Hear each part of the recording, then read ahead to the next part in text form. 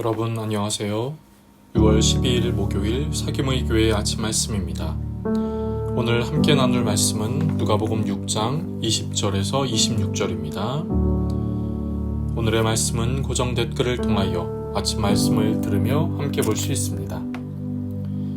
예수께서 눈을 들어 제자들을 보시고 이르시되 너희 가난한 자는 복이 있나니 하나님의 나라가 너희 것임이요 지금 줄인 자는 복이 있나니 너희가 배부름을 얻을 것이미요 지금 우는 자는 복이 있나니 너희가 웃을 것이미요 인자로 말미암아 사람들이 너희를 미워하며 멀리하고 욕하고 너희 이름을 악하다 하여 버릴 때에는 너희에게 복이 있도다.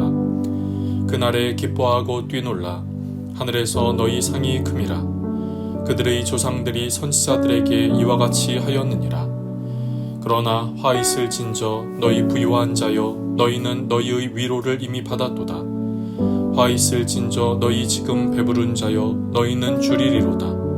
화 있을진저 너희 지금 웃는 자여 너희가 애통하며 울리로다.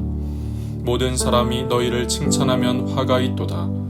그들의 조상들이 거짓 선지자들에게 이와 같이 하였느니라. 아멘. 예수님은 제자들을 택하시고 그들에게 말씀하십니다. 그런데 이 예수님의 말씀의 특이점이 있다면 그것은 각각 4가지의 복과 화를 말씀하셨다는 것이지요. 여러분, 복 받기를 원하십니까? 복 있는 삶이 되기를 원하십니까? 그런데 무엇이 복입니까? 반대로 무엇이 화인가요? 예수님은 복과 화를 말씀하시되 믿음의 길 안에서 참된 복을 말씀하시고 우리에게 조심하라는 듯 참된 화를 말씀하십니다. 특별히 오늘 본문은 4가지의 복과 4가지의 화가 서로 연결되어 있다는 것입니다. 그렇다면 오늘 본문이 말하는 4가지의 복은 무엇일까요? 첫째는 가난한 자가 복이 있습니다. 그러나 부유한 자는 화가 있습니다. 당시에는 물질적인 풍요가 있어야 하나님께 복받은 사람이라고 생각했습니다. 그런데 예수님은 가난한 자가 복이 있다고 선언하십니다. 왜일까요? 하나님의 나라가 너희 것이기 때문입니다. 예수님이 말씀하신 가난은 경제적인 가난을 의미하지만 그것 자체가 복이 된다는 말씀은 아닙니다. 가난한 자가 복이 있다는 것은 가난한 자가 하나님을 의지하기 때문입니다. 가난한 자는 자신의 문제를 스스로 해결하지 못하기 때문에 하나님께 나아가 하나님의 자비와 도우심을 구합니다. 그렇기에 겸손히 하나님을 의지하는 자는 하나님 나라를 얻을 수 있습니다. 반대로 부유한 자는 화가 있습니다. 예수님은 재물 자체를 나쁘다고 말씀하신 것이 아닙니다. 경제적 풍요함이 그 사람에게 영향을 미쳐 걸림돌이 될 수 있다는 것이지요.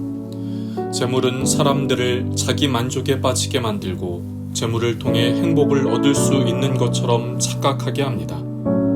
그렇다면 가난한 자가 복이 있다는 진정한 의미는 이것입니다.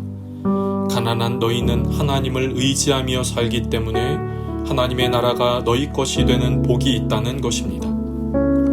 두 번째는 지금 줄인 자는 복이 있습니다.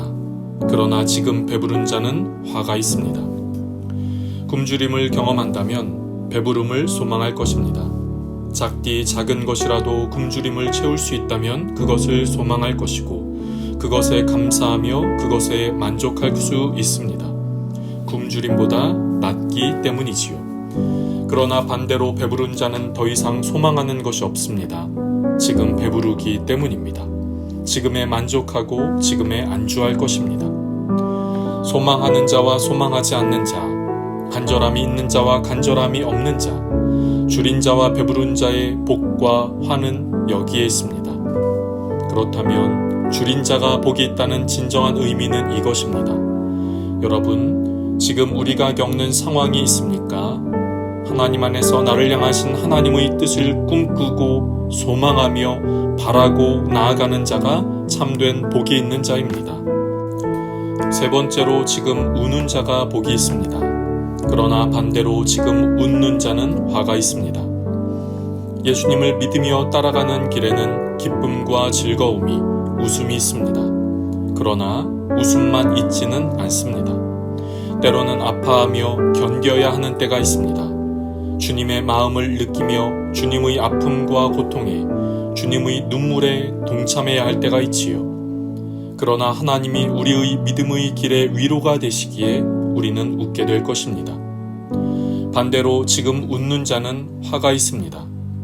웃는 것 자체를 반대하는 것이 아니지요. 예수님이 화를 선포하신 지금 웃는 자는 안락한 삶을 살면서 하나님께 무관심한 사람을 묘사한 것입니다. 우리의 눈앞에는 즐거운 것들이 많이 있습니다. 그것들을 놓치기 싫고 그것들을 포기하기 싫어 차라리 하나님에게 무관심하고 믿음의 길을 포기합니다. 그렇다면 지금 우는 자가 복이 있다는 진정한 의미는 이것입니다. 주님을 따라가는 믿음의 길을 가면서 울지라도 그날이 되면 영원히 웃게 될 것입니다. 네 번째로 핍박을 당하는 자는 복이 있습니다. 그러나 칭찬받는 자는 화가 있습니다. 제자들은 예수님으로 인하여 핍박을 만날 것입니다. 예수님은 그런 제자들에게 명령하시지요. 오늘 본문 23절입니다. 그날에 기뻐하고 뛰놀라 하늘에서 너희 상이 큼이라. 그들의 조상들이 선지자들에게 이와 같이 하였느니라. 예수님은 제자들에게 기뻐하고 뛰놀라고 명령하십니다. 특별히 그 날에 그리하라고 하시지요.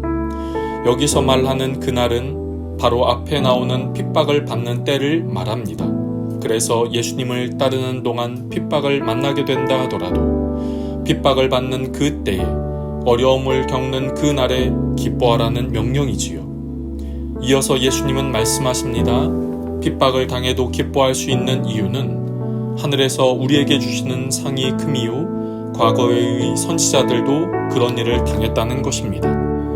여기서 기뻐하라는 것은 우리에게 있는 하나님이 주신 기쁨은 영원한 것이기에 우리가 당하는 잠깐의 어려움이 그 기쁨을 빼앗을 수 없다는 의미입니다. 반대로 지금 칭찬받는 자는 화가 있습니다. 사람들에게 칭찬을 듣는 것은 나쁜 일이 아니지요. 좋은 일입니다. 하지만 그것이 인생의 목표가 되어서는 안 됩니다. 특히 본문의 표현과 같이 모든 사람에게 칭찬을 듣기 위해서는 나의 가치와 나의 기준을 바꿀 수밖에 없습니다. 믿음의 길에서의 가치, 신앙적 기준과 같은 것 말이지요. 여러분, 예수님이 말씀하신 복과 화는 하나님 나라의 가치와 세상의 가치가 서로 다르다는 것을 보여줍니다. 어떤 사람이 지금 가지고 있는 소중한 보물이 하나님 나라에서는 아무것도 아닐 수 있습니다. 문제는 세상에서 보물이라고 생각한 것 때문에 영원한 하나님 나라의 진짜 보물을 놓칠 수 있다는 것이지요. 여러분, 우리는 무엇을 진정한 복이라 말할 수 있을까요? 우리의 삶이 하나님 앞에 섰을 때 인정받는 복된 믿음의 삶이 될 수 있기를 간절히 소망합니다. 기도하겠습니다. 하나님, 오늘도 우리에게 귀한 하루를 시작하게 하시니 감사합니다. 우리의 믿음의 길 속에서 참됨을 향해 나아갈 수 있게 하여 주옵소서. 참된 복, 진정한 가치를 향해 나아가 주님께서 기뻐하시는 믿음의 사람이 되게 하옵소서. 오늘 하루의 삶을 주님께 올려드리오니 주님께서 영광 받으시는 귀한 날이 되게 하여 주옵소서. 감사하며 예수님의 이름으로 기도드립니다. 아멘. 여러분, 오늘도 주님 안에서 승리하는 날 되시기를 주님의 이름으로 축복합니다.